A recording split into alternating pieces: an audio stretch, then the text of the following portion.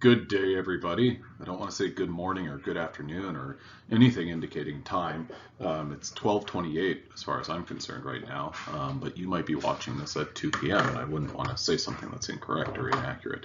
Because what we're going to be doing right now is we're going to be talking about chapter number 1, Science and Measurement. I'm Dr. Joel Gray. This is Texas State University. These slides were in part prepared by Dr. M.J. Patterson. But I have some of my own touches to it. Okay, so let's begin. What is chemistry? It's a great question, and what chemistry is can be kind of simply defined as a relationship between matter and energy. And so I'd go ahead and make a little detail change to this and put arrows, just because we're talking about the interplay or the exchange between matter and energy, the relationship between those two things. Now, when it comes to matter or discussion of matter, what we always want to do is we want to be able to classify it. Now, you can think about matter on a macroscopic scale or a macro scale, and that's what you can see, touch, manipulate in a lab and outside of a lab. But then that macro scale or the macro material is made up of stuff on a microscopic level. So at a microscopic level, you've got atoms, molecules, ions, and formula units. Okay, so the individual building blocks are the components that make up those things. Now, matter can be divided into a couple of different categories. Matter is first divided into two different categories. Matter is either a pure substance or it is a mixture of two or more things. So a pure substance, focusing over here, can be divided into two different groups. They can be divided into compounds or elements. So specific elements are going to exist by themselves or with one or more of themselves, and that will make up a pure substance. A compound, well, you could have something like H2O. If you have a pure substance or a pure H2O solution, that has nothing but H2O within it. Okay. Now a mixture, on the other hand, mixtures fall into two different categories: heterogeneous mixtures and homogeneous mixtures. Okay, so a heterogeneous mixture, imagine that what you're seeing here is a glass beaker. And imagine that you went to the beach and you got a glass and you scooped up some sand and some water. What's going to happen? Well, that sand is going to sink to the bottom, and then you're going to have a solution above that. That would be considered a heterogeneous mixture because you've got this chunk right here depicted by this array of blue spheres compared to, well, this other substance at the top here. I'm going to go ahead and highlight it. That's kind of highlighted. This portion at the top, that's freely floating around. They are distinct from one another, even though they're in the same, or they are within the same mixture. A homogeneous mixture, well, all of the components mix well together. So the way that I think about it would be something like water that you've added Kool-Aid mixture to. Well, that Kool-Aid is made up of different compounds, and they mix perfectly well into a water solution. You would not be able to pick out an H2O molecule from any of the molecules that make up the flavoring or the pigment of that Kool-Aid mixture. So a homogeneous mixture would be where two or more different things mix perfectly well together. So you can't dissect them or you can't separate them from one another very, very easily. You can, there are techniques to do that, but visually you would see them basically as the same thing.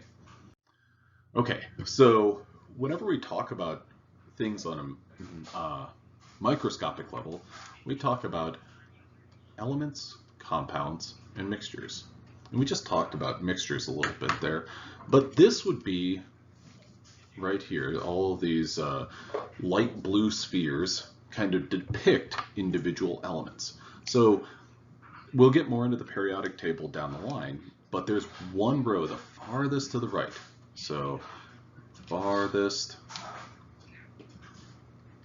to right on the periodic table is a group known as your noble gases. Helium, for instance. is a noble gas, the stuff that you get and put in balloons and everything like that. So individual helium atoms, well, they don't need to bond with anything. So they're going to exist as individual atoms floating around. They're happy. So that the element helium is going to do that. Now, that's what we're depicting here. Next up, well, here we've got a compound. And this compound is made up of, well, more than one thing. Okay, so if we were to look at this, we've got a, let's see, that's 1, 2, 3, 4, 5, 6, 7 compounds, or 7 molecules that make up these compounds. They're light blue spheres and light gray spheres. So that's 2 different things that come together to make one thing. So these are combined, they are compounded into one thing. One of my kids is he's in pre-K and he always talks about compound words.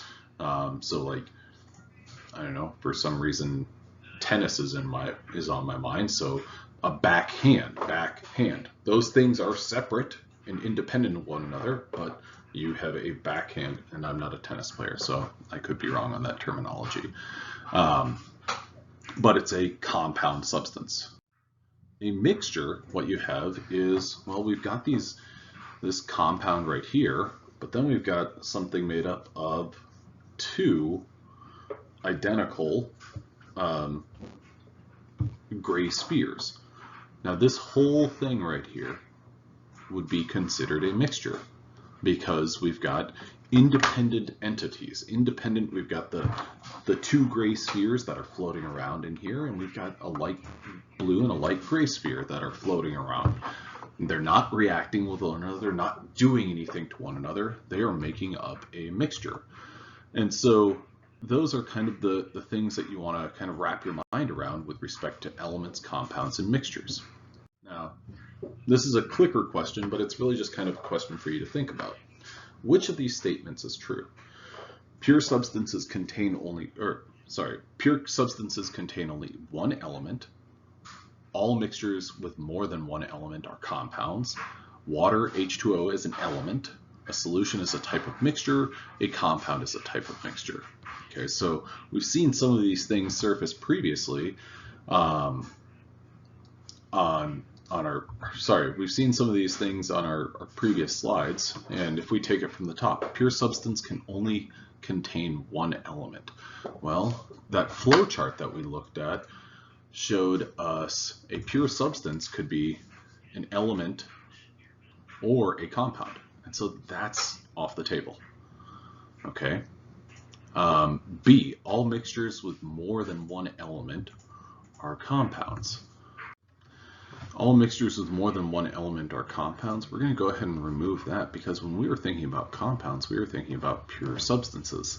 So pure substances. Water, H2O, is an element.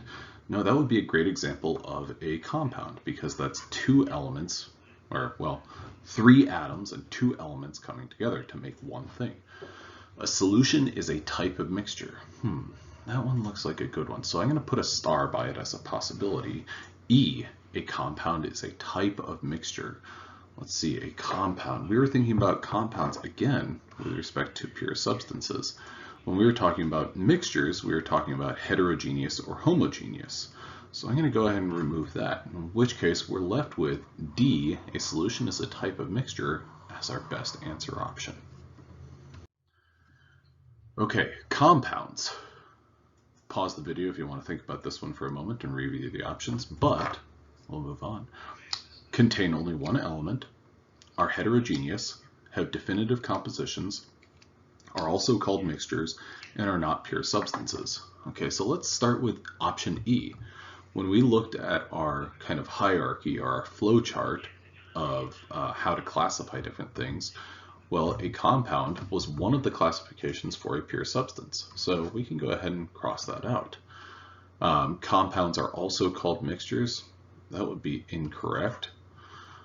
Have definitive compositions. That's an interesting thing. What does that mean? So we'll come back to that. So let's go back to the top though. So A, contain only one element. No, that would be incorrect. Remember what I was talking about with you're mixing two things that are independent to make one thing. So H2O is a great example of a compound. So it's got hydrogen and oxygen elements. Compounds are heterogeneous. Heterogeneous. When we talk about heterogeneous, we're thinking about heterogeneous mixtures. So I'm going to go ahead and remove that, leaving us with answer option C, have definitive compositions. This is something that we're going to get into a little bit more later on, but think about that. A defined or